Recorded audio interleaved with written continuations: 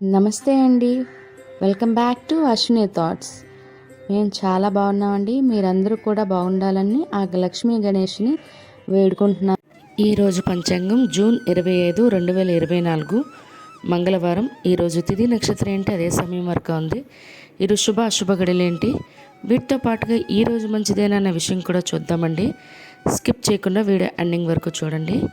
శ్రీ క్రోధినామ సంవత్సరం, ఉత్తరాయణం, గ్రీష్మ ఋతువు, జ్యేష్ఠమాసం, కృష్ణపక్షం.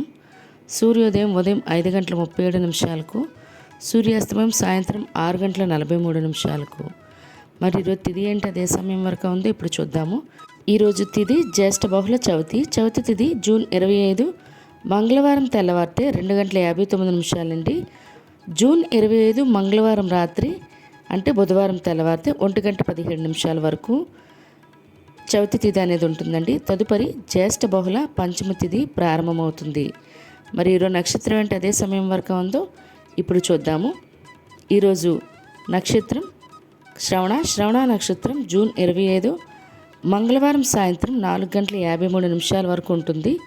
తదుపరి ధనిష్ట నక్షత్రం ప్రారంభమవుతుంది. ఈరోజు రాశి మకర రాశి. మంగళవారం తెల్లవారితే 1:50 అంటే సోమవారం రాత్రి 1:50 వరకు ఉంటుంది. తదుపరి కుంభరాశి ప్రారంభమవుతుంది. యోగం వైద్యుతి ఉదయం 9:05 వరకు. తదుపరి విస్కుంభ ప్రీతి కరణం భవ మధ్యాహ్నం 12:20 వరకు. తదుపరి బాలవ రాత్రి 11:13 వరకు. తదుపరి కౌలవ తైతల. చూశారు కదండి. ఇప్పుడు ఈరోజు శుభ అశుభ గడియలు చూద్దాము. ముందుగా అశుభ గడియలు చూద్దాము. అశుభ గడియల్లో ముందుగా వర్జం రాత్రి 8:43 నుండి రాత్రి 10:14 వరకు. దుర్ముహూర్తం ఉదయం 8:03 నుండి ఉదయం 8:55 వరకు. తిరిగి రాత్రి 10:51 నుండి రాత్రి 11:35 వరకు దుర్ముహూర్తం అనేది ఉంటుంది.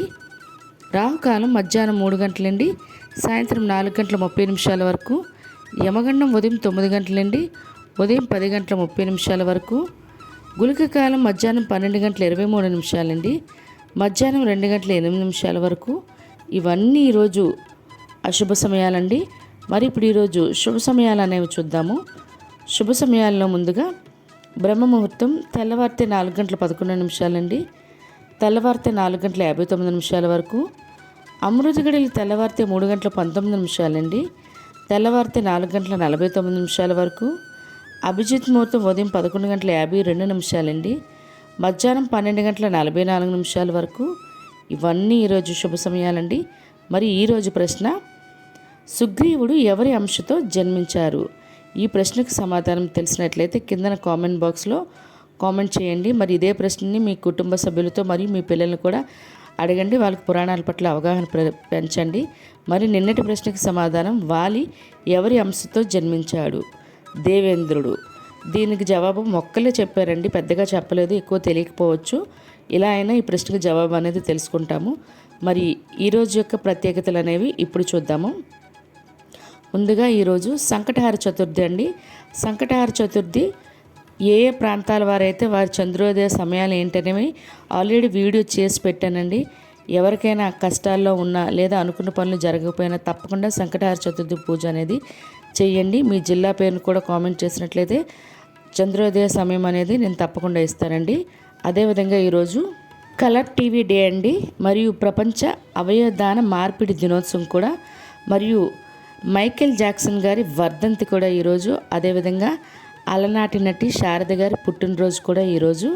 ఇవి ఈరోజు ప్రత్యేకతలు. మరి ఇప్పుడు ఈరోజు మంచిదేనా అనే విషయం చూద్దాము. ఈరోజు ప్రత్యేకించి మంగళవారంతో కూడి ఉండటం వల్ల ఎటువంటి శుభకార్యాలు చేసుకోవడానికి అయితే మంచిది కాదండి. సాధారణంగా రోజువారీ పనులు అయితే చేసుకోవచ్చు.